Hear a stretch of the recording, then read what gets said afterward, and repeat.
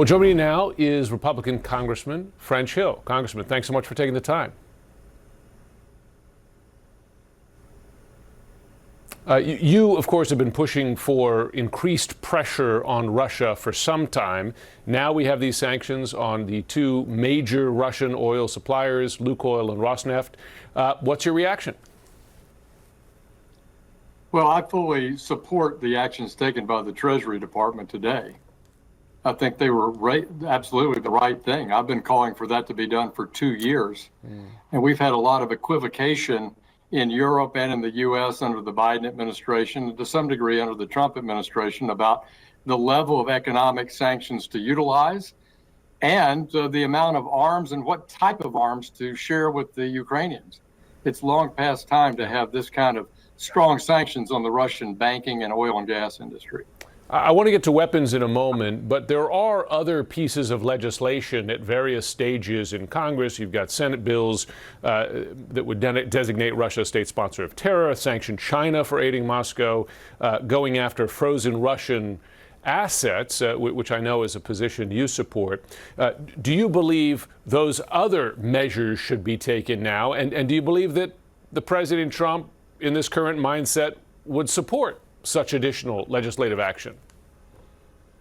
Well, look, my best advice to the president and to the leaders in Europe is let's stack up all the arrows in our quiver to give leadership in Europe and the United States to put the maximum pressure on Tsar Putin. So, for example, let's pass the Lindsey Graham bill and the Brian Fitzpatrick bill in the House. It's an additional sanctions bill. It targets people who trade with Russia. Let's pass the Peace Act, which I marked up in my committee in late July. It was passed 53-1 out of my committee, led by Zach Nunn of Iowa, which sanctions all the oil and gas companies, not just the two mentioned today, but also Gazprom. And it converts the repo assets, those seized Russian assets that are frozen, it converts them to cash that can be used for both weapon purposes and economic support of the Ukrainians. I think all those things are good. And they give the president discretion. He can decide not to use them. But I'd like for Putin to see firsthand that on a bipartisan, bicameral basis, Congress wants Putin out of Ukraine and wants this war over. Speaking of arrows in the quiver, as it were, another one much discussed and discussed by the president as well until last week would be supplying long-range and highly capable Tomahawk missiles to Ukraine. He has held off on that for now. Is that a mistake? Well, I've also been supportive of the right weapon systems in the hands of the Ukrainians. They've absolutely demonstrated their masterfully tactics of use of the weapons. They've used them strategically, very effectively. We weren't going to give them longer range or intermediate range missiles, and the Ukrainians finally got some from us, from the Germans, from the French, and they cleared the Black Sea of the Russian Navy. They have used strategic weapons very effectively. It has not led to escalation other than Putin's commitment to kill more children, bomb more hospitals, more residential areas, and launch Iranian-made drones by the thousands every night. And so it's hard to beat your enemy if you've got one hand tied behind your back. It sounds like you're saying you would like to see Tomahawks go to Ukraine. I would be if the NATO forces and the countries supporting Ukraine in our defense committee would support the transfer of Tomahawk missiles to those countries who in turn transfer them to the Ukrainians, I would be supportive of that. I think we need to let Putin know that his illegal invasion cannot stand. And I think you do that through economic sanctions, which I really embrace, again, the decision by the president and the Treasury Secretary today. And I think you do that by letting him know we're going to continue to support Europe in their support of Ukraine. Otherwise, you see more provocations, as you've seen with Russia flying drones and along the NATO border and interfering, threatening in that manner, and continue to threaten elections as they did in Moldova. Fortunately, they lost. No question. I want to go to the shutdown now if I can. And as you know, both parties are blaming each other for the shutdown.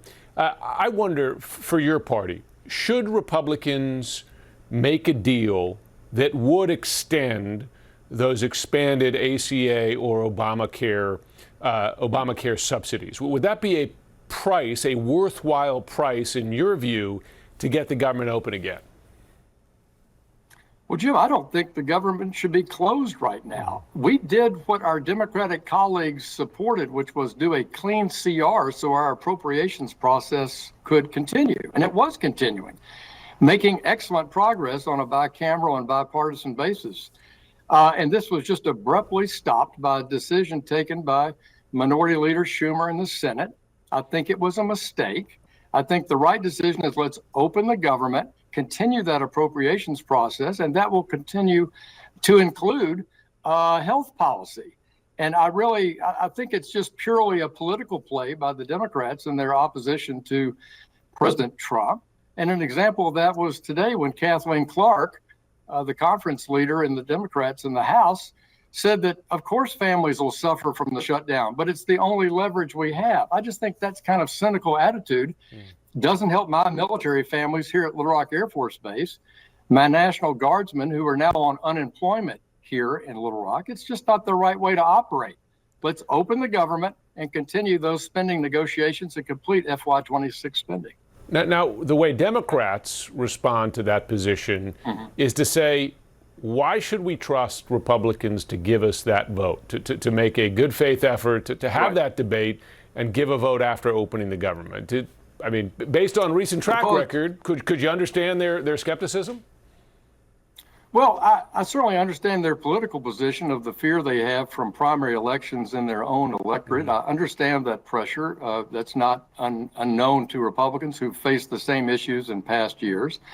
But I think Mike Johnson and John Thune are men of capable and honor, and Susan Collins and Tom Cole know how to run an appropriations process. They're doing a fine bipartisan job at hearing the arguments, taking the votes, looking at the amendments, and that process would continue. So I really think Leader Schumer's made a terrible mistake here and inconvenienced millions of Americans. It's going to increase unemployment, increase people having trouble getting the services they need from the federal government and the state government. It's a bad decision because you don't get your way politically.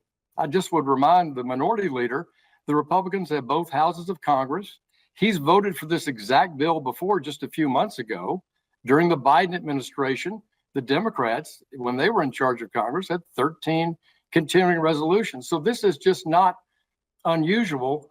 I mean, that's business as usual to try to reach a deal. What's not business as usual is shutting down the entire government. This is the longest shutdown in American history of the entire government. It is, and there's a lot in this town from folks I talked to. There's not a lot of optimism right now. Congressman French Hill, always a pleasure to have you on the show. Thanks so much for joining. Jim, thank you. Thank you so much.